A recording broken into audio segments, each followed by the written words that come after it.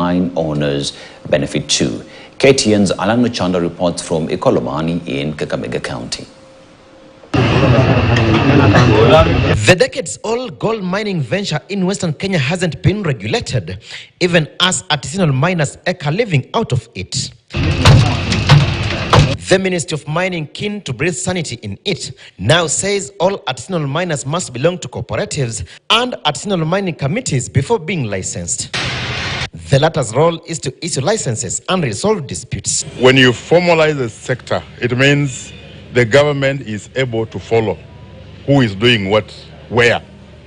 And in our 2016 Mining Act is very clear, when you undertake any mining activities, you need to give 5% royalties. In those royalties, 70% go to the national government, 20% will go to the county government, and then 10% will go to the community where the mining is taking place. Deaths have been witnessed in the mines, as most of them are old. Their walls are shaky and have since been reinforced with timber, but often cave in, killing the miners, and thus calls for modernization of the sector have been rife. The mining process is tedious, and separation of the precious minerals from mud requires keenness, where women in the mines come in handy.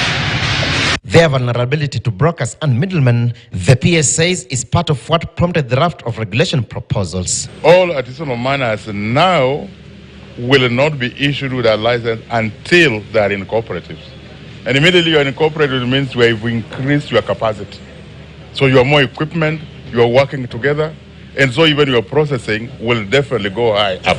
Although artisanal miners form the largest chunk of miners, large-scale miners and investors too have shown interest in the subsector.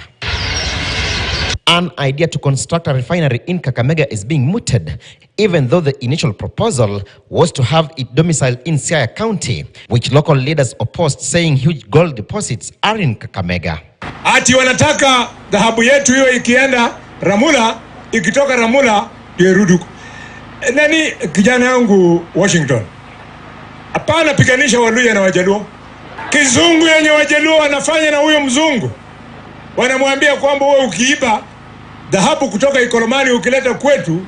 If it is constructed at Kakamega, yet we also have gold in Vihiga, we expect that we will have a sort of a branch of the same being constructed in Vihiga to also take care of the locals who also need their golds to be refined, for people to also buy from a central place, because we have seen brokers, people who sit around the villages where minings are done.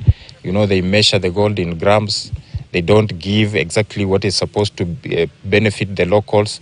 When they go out there, they sell in the way they know, they make a lot of money from the same. Some investors have been accused of mining, yet posed as explorers, while some even proposed the displacement of persons residing in areas earmarked for mining activities, which has been opposed. In some areas, we find resistance. The local communities do not want investors in because they have seen that as their way of life. So they think maybe when investors come in, they'll go away with everything and they will be left with nothing. As local leaders, one, we want the local population to know that there is a lot that comes with the investors coming in. Alan Ochanda, KTN News.